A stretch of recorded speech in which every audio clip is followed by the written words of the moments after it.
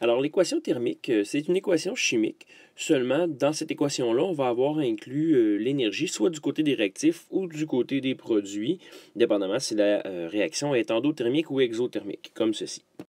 On remarque là, que l'énergie est du côté des réactifs, donc c'est une réaction qui est endothermique.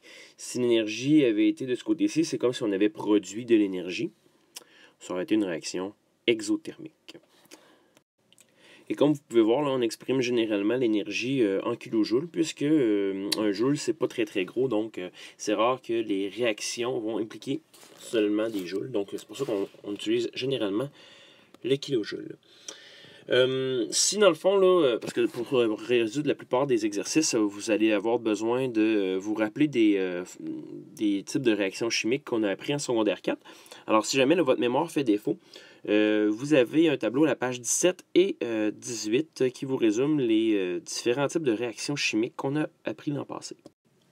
Si jamais vous ne vous rappelez plus des comment différencier une transformation physique d'une transformation chimique, rappelez-vous des 5 indices de la transformation chimique, là, soit le changement de couleur, dégagement de gaz, formation du précipité. Vous avez ces 5 indices-là là, en haut du tableau de la page 18. Donc, vous avez le nom des différentes réactions que vous devez connaître et le type de transformation chimique qu'on observe. On observe que dans une transformation chimique, il y a réarrangement des atomes, donc les réactifs et les produits ne sont pas pareils, alors que dans une transformation physique, on voit qu'on a les mêmes molécules avant et après. La seule chose qui est différente, en fait, c'est l'état physique, c'est-à-dire de solide à aqueux, ou bien de solide à aqueux, ou bien de solide à gaz, ou bien de solide à liquide. Bon, bref. C'est la différence entre une transformation physique et une transformation chimique. Autre différence aussi entre la transformation physique et la transformation chimique. Bon, ici, on ne le voit pas puisque l'énergie n'est pas inscrite, là, mais vous allez être à même de constater que dans une transformation physique, il y a généralement peu d'énergie qui est impliquée. Tout simplement parce qu'il n'y a pas beaucoup de liaisons à défaire et à refaire. Vous allez me dire qu'il n'y en a pas du tout. En fait, on ne vous a jamais parlé de ça, mais il existe des forces d'attraction entre les particules, par exemple, d'un solide, ce qui fait que le solide reste collé ensemble. Même chose pour un liquide. Puis, à même très faible quantité aussi des interactions entre les différentes particules de gaz, contrairement à ce qu'on avait appris au début de l'année. Donc, il y a toujours un petit peu d'énergie qui est impliquée dans une transformation. Alors que dans une transformation chimique, bien, on va avoir tout simplement beaucoup d'énergie qui va être impliquée généralement. Généralement, une transformation chimique implique beaucoup plus d'énergie qu'une transformation physique. Dernier point à aborder, c'est peut-être un exercice là, que vous avez à faire là, à la page 176, numéro 7. Des fois, il y a des élèves qui ont de la difficulté à faire ce problème-là. Je vais vous en faire un exemple. Alors, dans ce numéro-là, de la page 176, bon, les premiers numéros sont quand même pas trop difficiles. On nous demande d'écrire l'équation thermique qui correspond à chacune des descriptions suivantes. Donc, tout ce qu'on a à faire, dans le fond, c'est de lire l'énoncé, puis de compléter là, la réaction. Donc, par exemple, là, pour la dissolution d'une mole de nitrate d'argent, bon, ben, c'est sûr qu'il faut savoir qu'est-ce que le nitrate d'argent. Si tu ne te rappelles pas qu'est-ce que le nitrate, tu as la page 7 de ton livre, là, un tableau des ions polyatomiques. Donc, comme c'est une dissolution, on passe de l'état solide à l'état aqueux, donc AgNO3 aqueux. Bon, j'ai même pas besoin de mettre en parenthèse en plus. Là. Je ne sais pas pourquoi j'ai fait ça. Puis, on dit que la dissolution d'une mole de nitrate d'argent absorbe 22,6 kJ. Donc, comme c'est de l'énergie qui est absorbée, on le met du côté des réactifs. C'est une réaction qui est endothermique.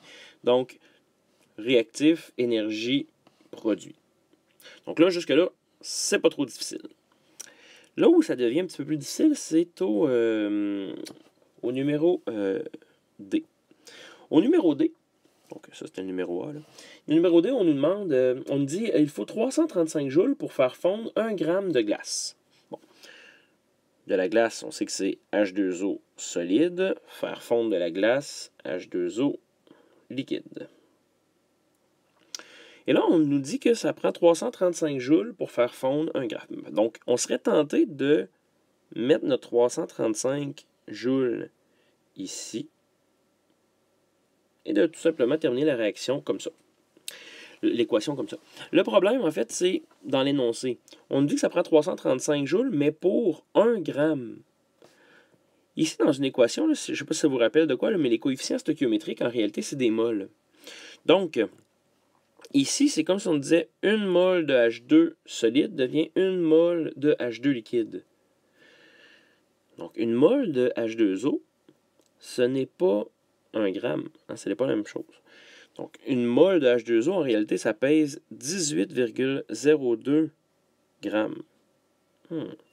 Bon, pour 1 gramme, je sais que ça aurait impliqué 335 joules. Alors, pour 18 grammes, ça impliquerait combien d'énergie?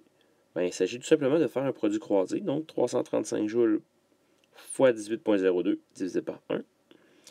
Et ça nous donne un total de, je l'avais calculé ici, 6036,7 joules. Donc, je vais aller effacer. Par contre, ici, là, si on veut tenir compte des chiffres significatifs, ce qu'on nous donnait ici, c'était 335 joules comme information. Donc, ce qu'on va faire, c'est qu'on va laisser 3 chiffres significatifs. Bon, ici, ça donnerait comme 6040. Question de faire plus simple. Au lieu d'écrire 6040, on va mettre notre réponse en kilojoules. Ça va être plus simple à gérer. Comme ça, il n'y aura pas de zéro de droite là, qui sont toujours un problème dans les chiffres significatifs. Donc, 6,04 kilojoules. Qui donne H2O liquide.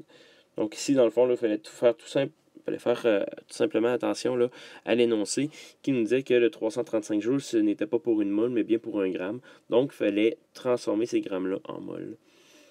Donc, on se ressemble un petit peu là, à de la stoichio pour avoir la bonne quantité d'énergie. Alors, le numéro E, F et G sont à peu près identiques. C'est tout pour l'équation thermique.